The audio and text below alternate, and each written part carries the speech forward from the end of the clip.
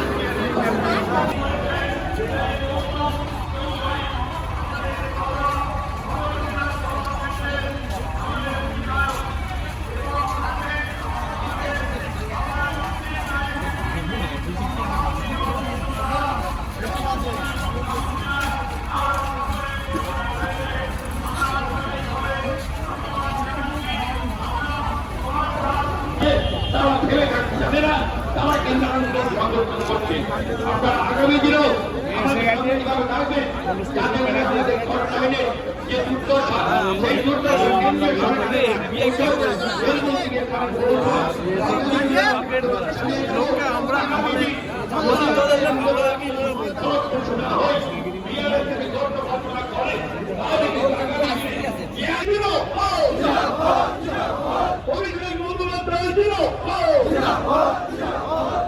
আমি এখানে যদি বিকাশ ঘোষ আমাদের সভাপতি বিকাশ ঘোষ যদি এসে থাকেন, আপনি মঞ্চে আসবেন এবং আমাদের জেলা পরিষদের পিঠ কর্মরত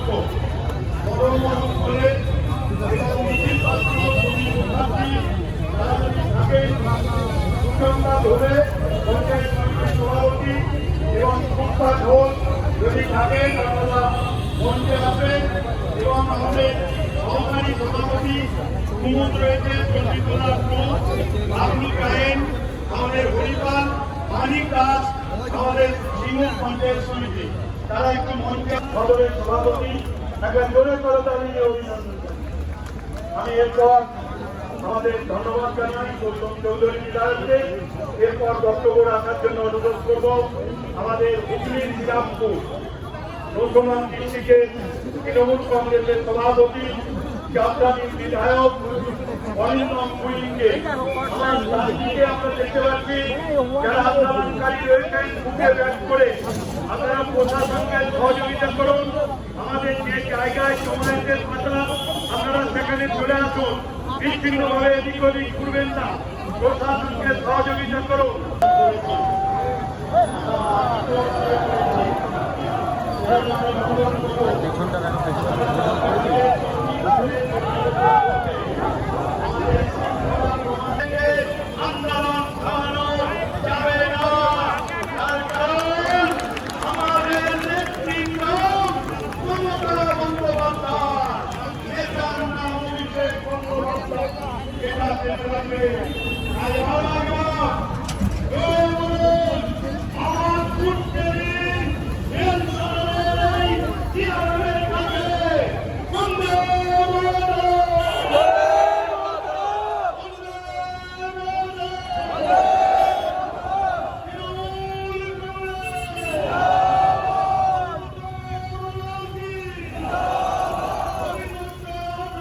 যাকে দেখে আমরা অনুসরণ করলাম এবং এই অনুসরণ করতে গিয়ে আমরা বেচারাকে বললাম তোমাকে ধন্যবাদ দিয়ে আমরা ছোট করব।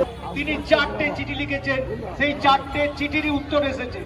আপনারা শুনে রাখুন, যে যে পঞ্চায়েতের উপর দিয়ে এই লেভেল ক্রসিং গুলো যাবে এবং সভাধিপতি হুগলি জেলা পরিষদ এবং এই এলাকার এমএলএ গৌতম চৌধুরী উনিও আছেন। আমাদের দাবি হচ্ছে মানুষের সুবিধার জন্য রেলের আন্ডারপাস করতে।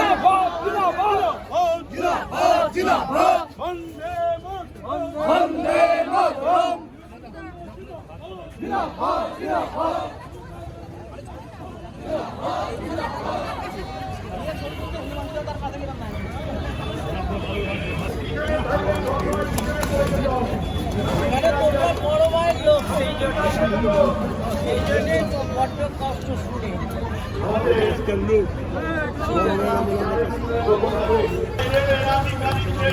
আমরা ঘুরিয়ে দিয়ে গেলাম। আর আপনাদের অনেক অনেক ধন্যবাদ।